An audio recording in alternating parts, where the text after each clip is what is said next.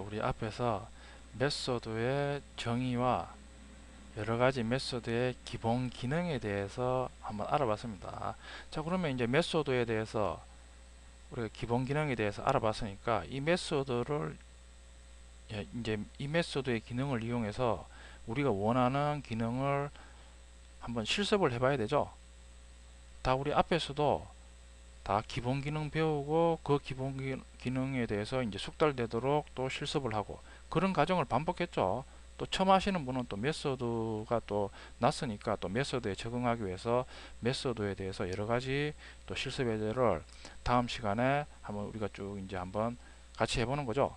자, 그런데 이제 메소드를 이제 우리가 다음 시간에 쭉 이제 실습 예제를 하는데 메소드의 이제 그 구조부터 먼저 우리가 알아보고 그 구조대로 우리가 메소드를 만들어 줘야 되겠죠. 자, 다음은 이제 보면 이제 메소드의 이제 기본 구조를 나타내죠. 자, 우리 이 기본 구조대로 우리가 이제 소스를 실습을 해본다 이거. 자, 보면 칼크 약수에서 우리 앞에서 그 임의의 수에 대해서 약수 구하는 이제 기능을 약수 구하는 실습 예제를 했죠. 그 실습 예제를 자 이번에는 칼크 약수에서 이런 식으로 num이라는 변수로 약수를 구한 수를 전달받아 가지고 이 메소드의 바디에서 구현한다 이거죠. 그러면 그 기능을 구현할 때 그 이제 구현하는 이제 구조죠. 자, 보면 우리가 자바에서 메소드를 구현할 앞에서도 어느 정도 했죠. 자, 보면 메소드의 최상단에는 그 메소드에서 사용될 지역 변수를 선언을 해줘야 됩니다. 지역 변수. 자, 메소드 상단에 메소드에서 사용되는 지역 변수를 쭉 선언해서 지역 변수는 반드시 초기화를 해줘야 되죠. 자, 그리고 이제 메소드 이제 바디 중앙에 이제 기능 구현을 해주죠. 메소드에서 수행하고자 하는 기능을 명령문을 이용해서 구현한다 이거죠. 자, 그리고 난 다음에 이제 기능 구현이 다 됐으면 그 결과값을 출력 또는 리턴해야 된다 이거죠. 결과값을 출력하거나 호출한 것으로 반환을 하는 작업을 한다 이거죠. 요게 자바에서 사용하는 메소드의 기본 구조다 이거죠. 여러분들도 메소드를 구현할 때는 반드시 이런 구조로 구현을 해주시는 게 좋죠. 최상단에는 메소드의 최상단에는 메소드에 사용되는 지역 변수를 선언하고 그리고 중간에는 그 메소드에서 수행하는 기능을 앞에서 배운 명령문으로 쭉 구현을 해준다 이거죠. 자, 그리고 난 다음에 이제 그 기능 구현에서 이제 나온 결과값을 출력하거나 또는 리턴 타입이 있으면 리턴을 해줘야 되겠죠. 이런 과정으로 메소드를 구현해 줘야 됩니다. 자, 그러면 이제 자바 메소드의 실제 구조를 우리가 알아봤으니까 이 구조대로 뒤에 있는 실습 예제를 한번 풀어보겠습니다. 자, 우리 앞 시간에 메소드 기능에 대해서 한번 쭉 이제 학습을 했죠. 자, 그러면 앞에서도 말씀드렸듯이 자, 이런 식으로 기본 기능을 우리가 학습을 했으면 그 기능을 자유자재로 사용할 수 있게끔 하도록 응용을 해봐야 되죠. 실습을 해봐야 됩니다. 자, 그럼 그 이제 메소드 실습 과정을 한번 알아보겠습니다. 자, 먼저 실습 예제 첫 번째 실습 예제죠. 자, 첫 번째 실습 예제의 문제가 임의의 직육면체 가로 세로 높이를 입력받아 부피를 리턴하는 메소드를 구현하라 이거죠. 메소드의 기능이 있는데 이 메소드의 기능은 자, 이런 식으로 외부에서 그 직육면체 아시죠? 직육면체의 이제 부피를 구하는 기능을 한다 이거죠. 부피 구하려면 자, 외부에서 이 메소드에 대해서 부피를 구하라 이러면 가로, 세로, 높이를 이런 식으로 전달해 준다 이거죠. 그러면 자, 이 메소드에서는 가로, 세로, 높이를 받아 가지고 처리를 하겠죠. 처리해서 가로, 세로, 높이에 대한 부피를 호출한 것으로 결과값으로 되돌려 줘야 되겠죠. 그 기능을 한번 구현해 보라 이거죠. 자, 먼저 앞에서도 말씀드렸듯이 자, 문제를 한번 잘 읽어보고 문제를 이런 식으로 한번 분석을 해봐야 되겠죠. 자, 보면 이제 구할 여러가지 직육면체다 이거죠. 보면 첫 번째 직육면체는 가로 세로 높이가 10, 15, 20이고 두 번째는 12, 5, 51이고 세 번째는 45, 15다 이거죠. 자, 이런 세 개의 직육면체의 가로 세로 높이를 메소드로 전달하면 각각의 직육면체의 부피를 구해서 리턴해 달라 그 의미죠. 자, 먼저 분석을 먼저 해보면 자, 이제 메소드 형식을 정해야 되겠죠. 메소드 형식을 한번 정해보면 메소드 자 문제를 잘 읽어봐야 되겠죠. 가로 세로 높이를 입력받아야 되므로 메소드에서 직육면체 부피를 구하기 위해서는 가로 세로 높이를 알아야 되죠. 전달받아야 된다 이죠. 그러니까 전달받은 가로 세로 높이를 높이 데이터를 이제 그 전달받을 매개 변수가 3개 필요하겠죠. 정수형이겠죠. 정수형 일단 이 구현하려고 하는 메소드는 정수형 매개 변수가 3개 필요하다 이죠. 3개. 자 그리고 구한 부피를 리턴해야 되므로 리턴 타입도 필요하죠. 자 여기 보면 문제 보면 리턴하는 있죠. 그러니까 그 메소드에서 부피를 구하고 난 다음에 그걸 호출한 곳으로 리턴을 해줘야 된다 이거죠. 자 이런 식으로 지금은 간단한 문제니까 분석이 쉽죠. 그러면 이 분석한 내용을 바탕으로 메소드의 형식을 한번 정해보면 그 메소드 이름부터 정해야 되겠죠. 이름은 우리 앞에서 했죠. 그 기능을 잘 표현할 수 있는 동사형으로 줘라 이거죠. 지금 이 메소드의 기능은 육면체의 부피 구하는 기능이니까 부피 계산하는 기능이죠. 칼크 볼륨이라 그러면 되겠죠. 자 그럼 매개 변수 WLH 가로 세로 높이겠죠. 높이를 인트에저 타입으로 이런 식으로 3개의 매개 변수를 이제 지정해 주고 있죠. 자 그리고 리턴해야 되므로 이제 리턴 부피는 플로트로 이런 식으로 지정했습니다. 자 이제 메소드의 형식을 정했죠. 그러면 이제 실제 소스로 구현을 해야 되겠죠. 자 그럼 앞에서 분석한 메소드를 실제 소스로 구현했죠. 자 보면 메소드 테스트 1이라는 클래스를 정의하고 있죠. 자 이행해 보면 칼크 볼륨에서 앞에서 우리가 정한 칼크 볼륨이라는 메소드 이름으로 지금 선언해 주고 있죠. 앞에 플로트고 자 그리고 3개의 정수형 매개 변수를 지금 WLH로 선언하고 있죠. 자 그리고 이제 바디 부분에 이 메소드가 이제 수행할 기능을 구현해 줘야 되겠죠. 앞에서 메소드 본체의 구조에 대해서 학습을 했죠. 자 보면 본체 최상단에는 그 본체에서 사용된 여러가지 지역 변수를 선언하죠. 지금 같은 경우에는 육면체 부피를 저장하는 변수가 하나 있어야겠죠. 볼이죠. 볼륨의 줄임말 볼 해서 플로트 타입으로 선언하죠. 그리고 0으로 초기화를 하고 있죠. 자 그리고 사행에서 이제 본체에서 기능 구현을 해주죠. 부피 구하는 기능. 육면체의 부피는 가로 곱하기 세로 곱하기 높이죠. 자 WLH로 전달된 값을 그냥 곱하면 되죠. 그걸 볼이라는 변수에 저장을 하고 있죠. 그리고 이제 리턴문에서 볼이라는 변수의 값을 이제 반환하죠. 볼이라는 변수에 이제 실제 육면체 부피가 저장되어 있으니까. 자 그리고 이제 호출을 하죠. 메인 메서드에서 width, length, height 가로 세로 높이 저장하는 변수 선언하고 첫 번째 육면체의 가로 세로 높이로 초기화를 하죠. 그리고 볼륨은 메소드 호출 시에 리턴되는 부피 값을 저장하는 변수죠. 자 그리고 new method test 1에서 인스턴스 생성하죠.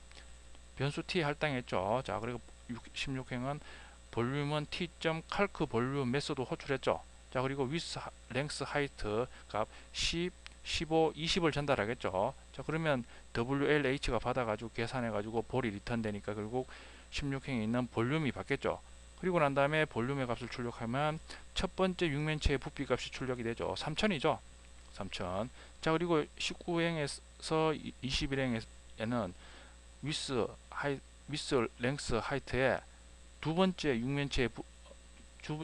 육면체 가로 세로 높이로 이제 세팅을 하는 거죠. 그리고 난 다음에 또 칼크 볼륨 호출해서 width, length, height 전달하면 이번에는 두 번째 육면체의 부피가 출력이 되는 거죠.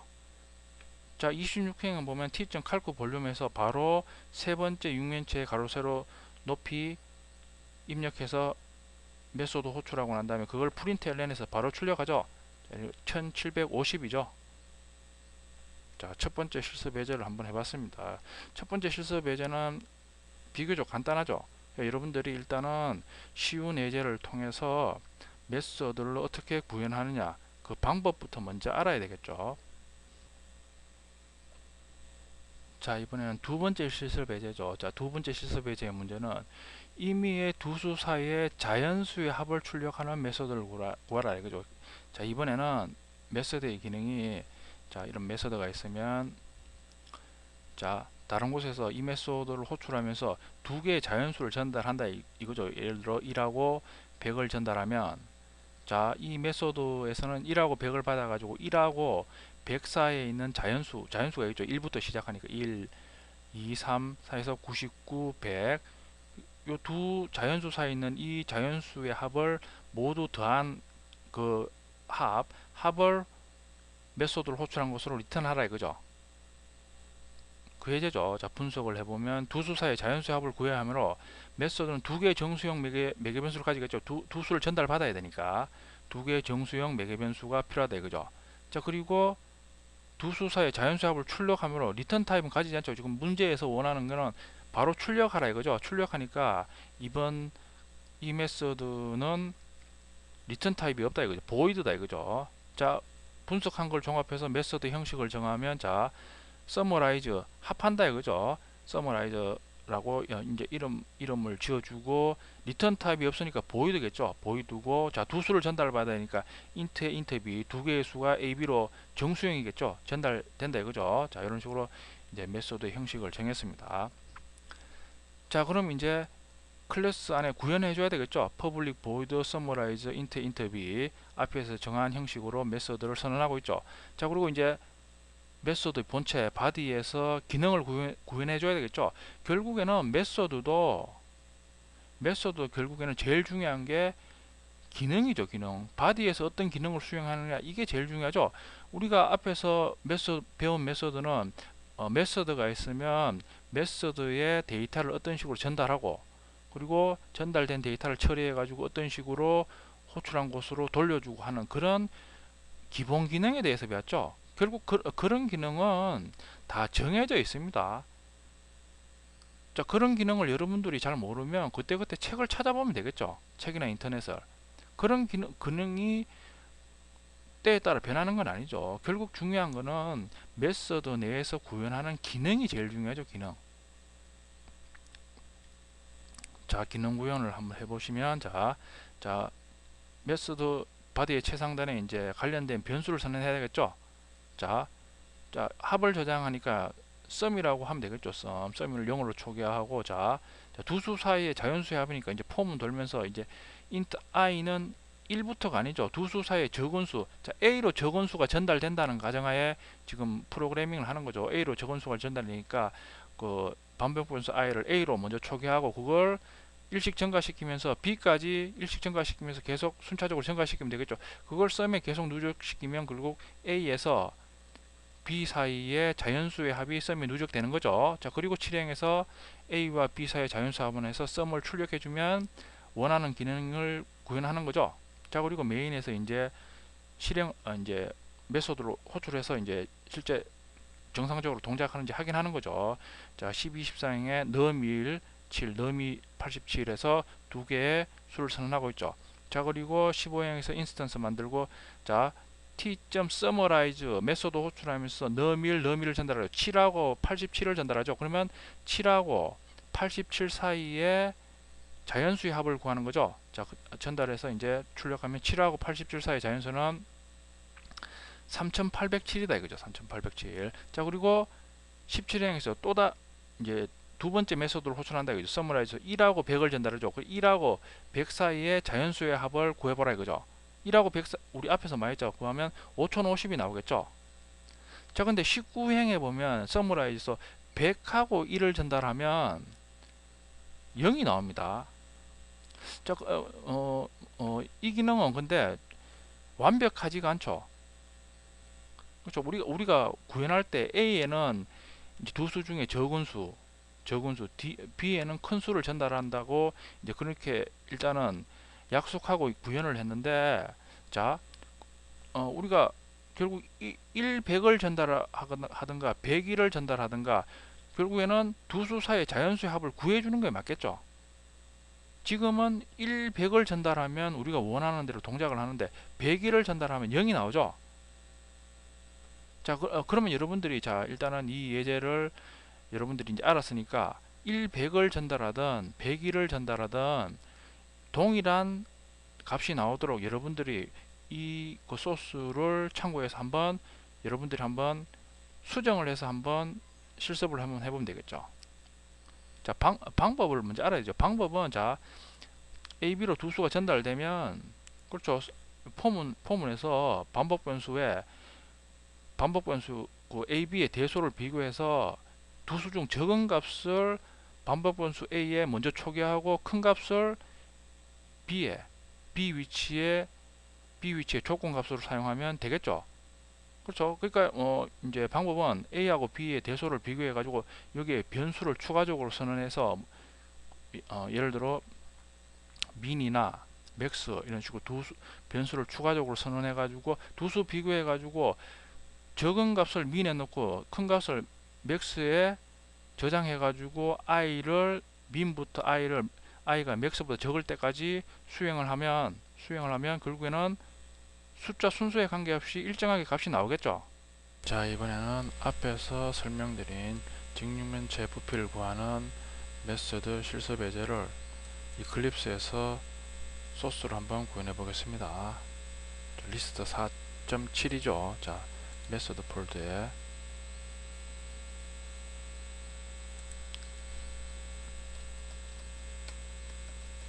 메스 테스트 일로 하면 되겠죠.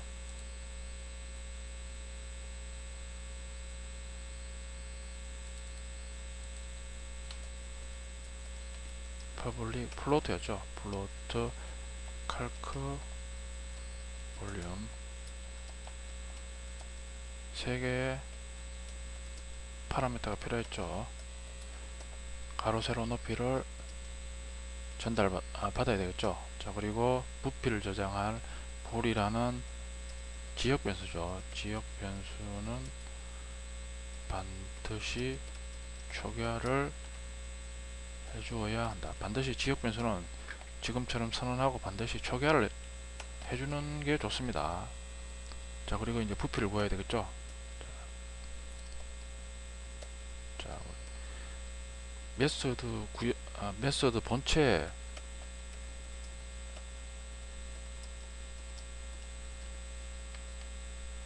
본체 구조대로 여러분들이 항상 메소드를 구현을 해주시는 습관을 들여야 됩니다. 자, 기능 구현, 그리고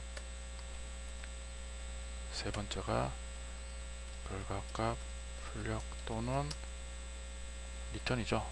자, 요런 구조를 여러분들이 먼저 만들어 놓고 그 구조에 대해서 여러분들이 그 구조를 완성해 간다, 이런 방식으로 프로그래밍을 해주시면 쉽게 여러분들이 프로그래밍을 구현할 수 있습니다. 자, 보면 이제 기능 구현을 해야 되겠죠. 직육면체 부피는 가로 곱하기 세로 곱하기 높이죠. 가로 세로가 파라미터로 전달되니까 W 곱하기 L 곱하기 H 하면 되죠. 볼에 저장하고, 자, 이번에는 리턴 타입이 있죠. 볼이라는 값을 리턴을 해주면 직육면체 부피 구하는 메소드 기능을 완성했죠. 자, 그러면 실제 직육면체 부피를 구해 봐야 되겠죠. 자, 메인 메소드에서 호출해서 쓰겠습니다.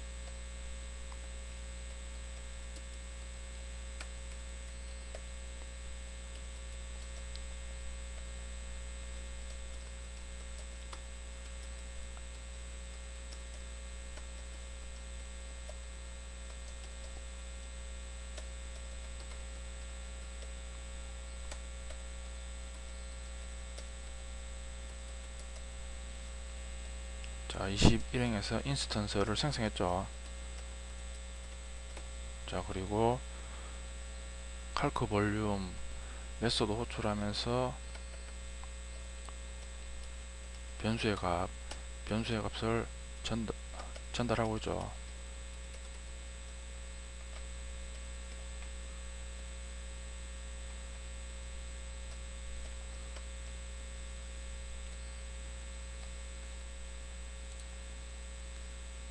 칼크 볼륨 CALC죠. 메소드 이름이 정확해야 됩니다. 자, 그리고 자, 그러면 칼크 볼륨에서 이제 첫 번째 직육면체의 부피를 구하고 리턴을 하겠죠. 그게 볼륨이라는 변수에 저장되겠죠.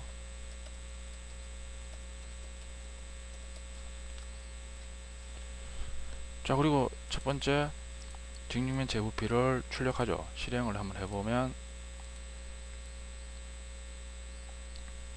첫 번째 직육면체 부피는 3000이죠. 가로 세로 높이 10 곱하기 15 곱하기 20 하면 3000이죠. 3000을 직육면체 부피 3000을 리턴해서 24행에서 출력해 주고 있습니다. 자, 그러면 다른 직육면체의 부피도 한번 구해보면 되겠죠. 자, width, length, height의 값을 다시 저장하고 다시 메소드는 우리가 원할 때마다 호출하면 되죠. width, length, height, 그리고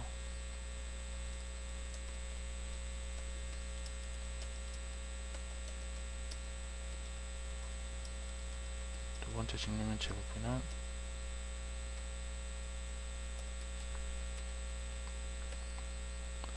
3060이죠. 자, 그리고 세 번째도 한번 구해보면 되겠죠. 자, 세 번째는 바로 리턴되는 값을 바로 프린트LN에서 바로 출력하는 방법이죠.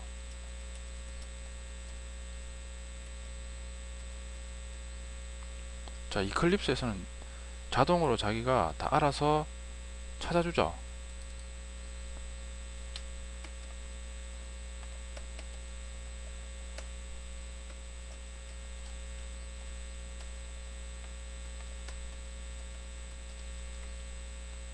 실행해보면 자, 세 번째 직육면체 부피는 1750이죠. 자, 첫 번째 실습 예제 직육면체 부피를 구하는 메소드 구현하는 예제를 한번 해봤습니다. 자, 이번에는 두 번째 실습 예제를 한번 이클립스에서 한번 구현해 보겠습니다. 두 수 사이의 자연수의 합을 구해서 리턴해주는 메소드죠. 메소드 테스트 2라고 하면 되겠죠.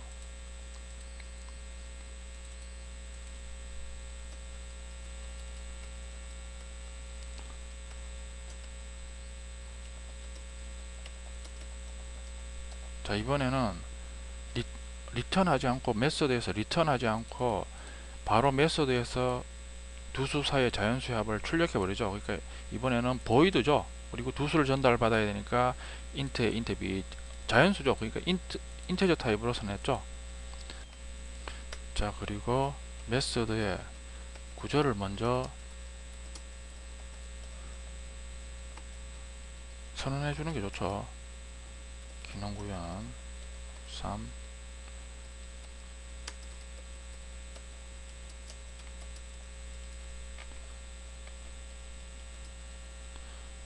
자, 지역 변수는 합을 저장해야 되니까 썸이라고 변수를 일단 선언하면 되죠. 지역 변수는 여러분들이 쭉 기능 구현하다가 그때그때 필요하면 다시 지역 최상단에 변수를 그때그때 추가해 주면 됩니다.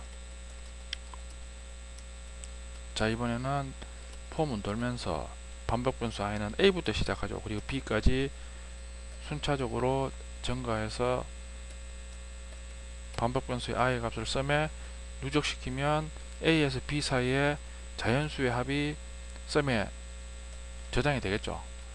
자, 그리고 결과값을 출력을 해줘야 되죠.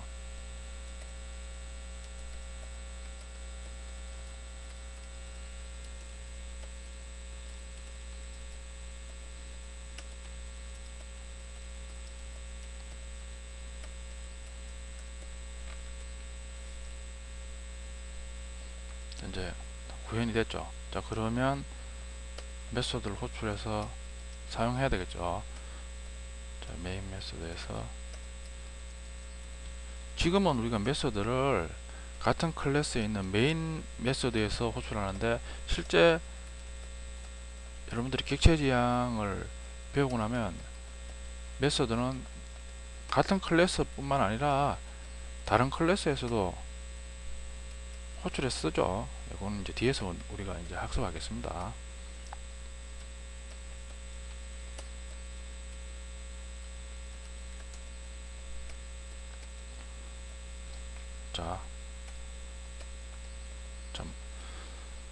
자, 메인 메소드에서 두수 너미를 저장하는 변수 선언하고 7, 87을 저장했죠. 자, 그리고 인스턴스를 생성했죠.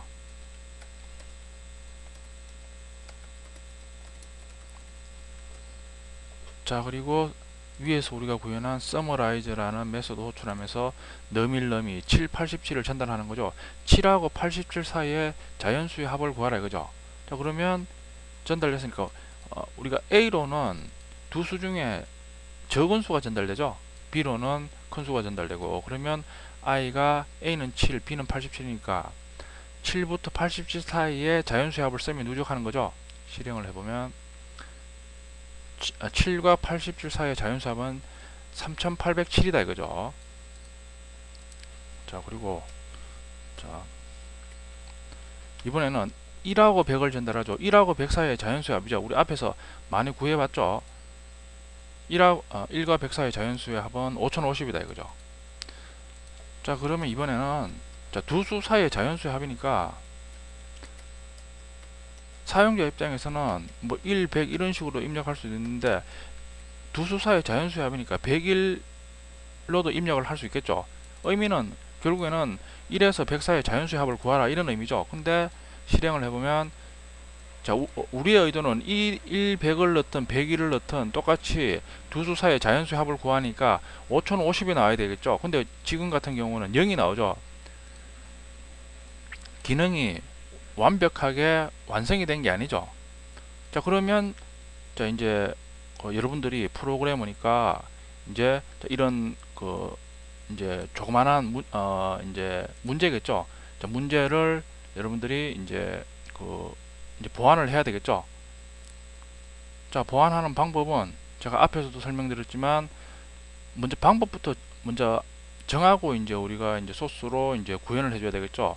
자, AB로 전달되는 두 수가 이번에는 어떤 게 큰 수인지 모르니까, 어떤 게 크고 어떤 게 적은 수인지 모르니까, 일단은 AB에 대해서 대소를 비교해서